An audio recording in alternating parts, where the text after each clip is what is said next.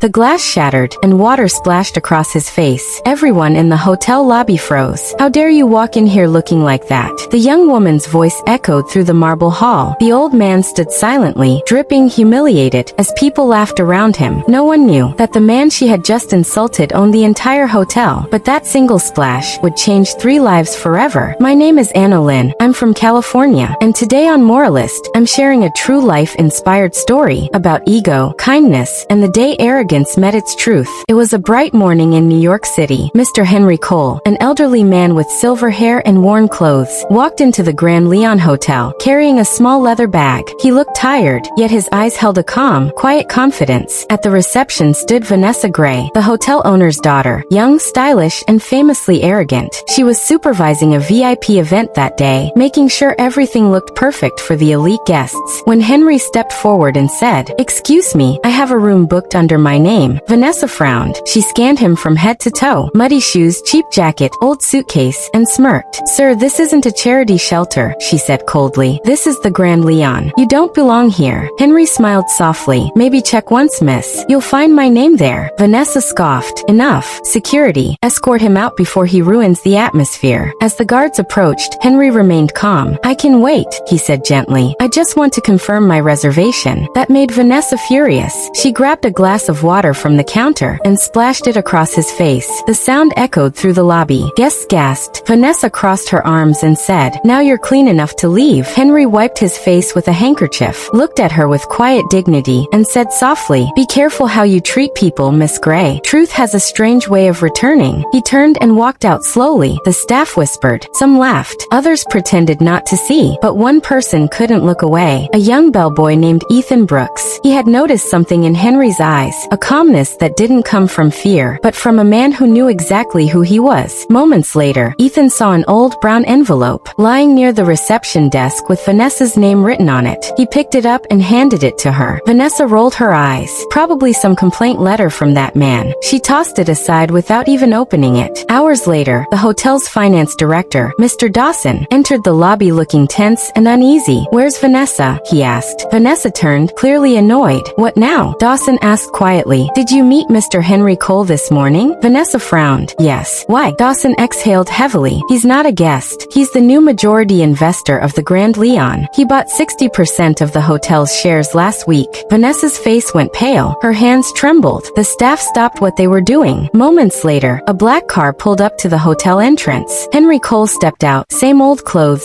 same calm expression. Everyone froze. Vanessa rushed forward, her voice shaking. "Sir, I didn't know. I'm so sorry for what I did." Henry looked at her steadily. "People reveal who they are when they think no one's watching," he said quietly. Tears welled up in Vanessa's eyes. "Please forgive me," she whispered. Henry nodded slowly. "Forgiveness is easy," he said, "but trust that takes time to rebuild." He then turned to the staff. "From today," he announced, "Ethan Brooks will be the new guest relations manager, because kindness," he smiled, "should never go unrewarded." Then he looked back at Vanessa. "You'll still work here, but as a trainee, so you can learn what true service really means." Vanessa's eyes filled with tears. She nodded silently, unable to speak. As Henry walked away, the lobby stayed silent, filled with guilt and realization. At the door he paused, turned around once more and said, "Humility costs nothing, but arrogance can cost you everything." Then he smiled faintly, adjusted his old jacket, and walked out into the sunlight. Never judge people by their looks. The person you mock today might be the one testing your character tomorrow. If this story touched your heart, subscribe to Moralist, where every story reminds you that doing right is never wrong.